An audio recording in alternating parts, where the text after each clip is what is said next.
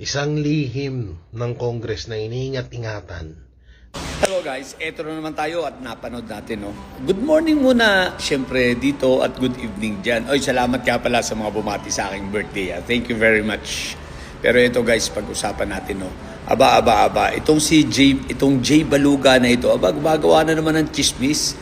At kaya sinasabi niya kasi, in-stitch ko na lang guys Pero isa-summarize ko na lang yung sinasabi niya. Si PBBM daw ay may malala ng kanser. Tapos ayaw daw ng Kongreso na iluklok si Inday Sayad at may iluluklok daw na iba. Ibig sabihin, yun ay pumupunta, naratibo na naman nila against sa Congress, no? Sa impeachment hearing. So, kitang-kita mo na yung mga naratibo pagdudugsungin mo, naratibo ni Trojan Horse, naratibo ni anong pangalan ito? Si Mike Diferencia, ang mga bayotero. So yan, kitang-kita mo na. So itong si Jay Baluga, unang-una Jay Baluga, maligo ka muna paghaharap ka sa nang hindi ka mukhang baluga ka na nga, di ka pa naliligo. What the heck? O sa Jay yan yung itsura mo, what the heck? Ang pangit talaga, no? O Jay Baluga, kung gusto mo, inahamon kita ng debate one-on-one, aakyatin kita sa live mo. Total, yung dalawa mong takot na takot sa akin Yung dalawa mong kasamang bayuteros takot na takot sa akin So baka ikaw, may tapang ka. Nahamon kita.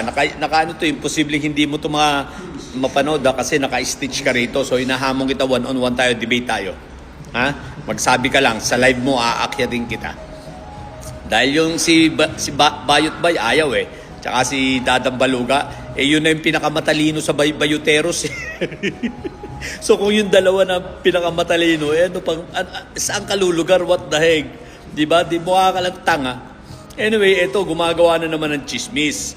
So, ang binuo nilang istorya, sama-sama sila nitong sino yun? Yung mukhang balugang babae rin, yung Iloy ba yun? Iloy Bugris ba yun? Yung estapador? Sama-sama sila. So, yan ang kanilang naratibo. Kesyo may cancer daw si PBBM, at kaya daw may impeachment kasi ayaw nilang iluklok si Inday Sayad. Tapos idudugtong nila yan dahil takot sa pwede mangyari sa flood control dahil sisingilin sila ni Inday Sayad. Kung di ka pala naman bobo, hindi nga makapagpaliwanag si Iyotman about sa flood control niya kung di ka naman pala tanga. Diba? O sige, magdebate tayo about sa flood control. Hinahamon kita. No? Kung lalaban ka, pero malamang-lamang hindi ito lalaban, takot din ito. Alam nyo kung ba't takot yung mga yan?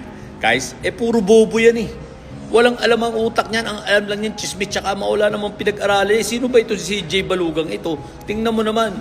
Diba? Pati ang itsura, buraot ang puti. What the heck? So yun. Kaya may chismis na naman. No? So, alam na natin guys, ito ay upang, akala nila maidadivert pa nila ang isip ng mga tao at dinadivert nila upang sa ganun sabihin ng mga tao kaya naman may impeachment para pagtakpan ang flood control at ayaw nilang maluklok si Inday Sayad kasi pag naluklok si Inday Sayad, mananagot sila. Parang ganun.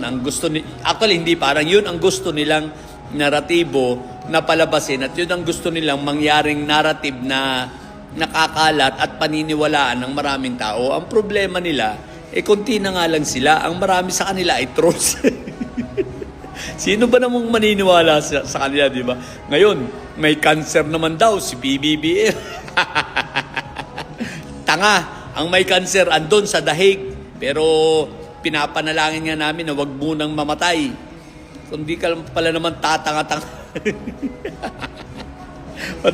So yun lang muna. Sa totoo lang ito, mas may mukhang cancer ito. Tingnan mo naman bunganga, tsaka ang mata no? Jay Baluga. Dalawa na kayong baluga. Si Jay Ducling, tsaka ikaw hinahamon kita one-on-one tayo. Debate. Sa live mo, aakyatin kita. Lumaban ka sa akin. Wag na kasi si Boss Dada yung baluga, takot din sa akin yun. Tsaka si Bayot Bay, takot din sa akin yun. O ikaw na lang, baka may tapang ka na lumaban sa akin ng debate. Kasi yung dalawa, kinokontent ako, tapos nung palagang ko't hamunin ko, takot naman pala. Tapos ang dami ng NRT. Pare-pares kayong bobo. Kung hindi kayo mga bobo at matatapang kayo at may laman niyang utak ninyo, paano kayo kakatakot ninyo sa debate? Diba? Bakit kayo natatakot? Isa lang ang ibig sabihin niyan, kasi nga, walang laman niyang utak ninyo. Ang laman ng utak ninyo ay puro chismis. Mahiya kayo sa mga taga-sunod ninyo. Isipin nyo, ang tagal ko na naghahamon sa inyo.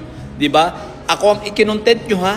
Hindi ako nag-content sa inyo, ha? Sa mga kagrupo mo, ha? Ako ang kinontent ninyo. Okay? So, kaya kayo hinamon. Pero ang tanong, hindi naman pala kayo takot.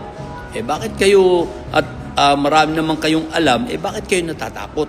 Mahiya kayo sa mga taga-sunod ninyo. Isipin nyo, mukha kayong tanga.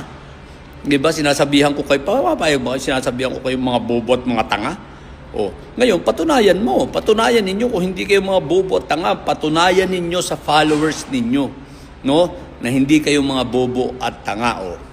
Jay Baluga, hinahamon kita. One-on-one debate sa live mo, sa oras mo. Message mo ko, o kaya stitch mo ko. Anumang oras, anumang araw, aakyatin kita sa live mo. Okay? So yun lang, sa mga bobong didilis, may chismis na naman ito mga ito. Manatili kayo mga bobo at may sayat sapagkat ang may sayat ay laging high blood. Bye!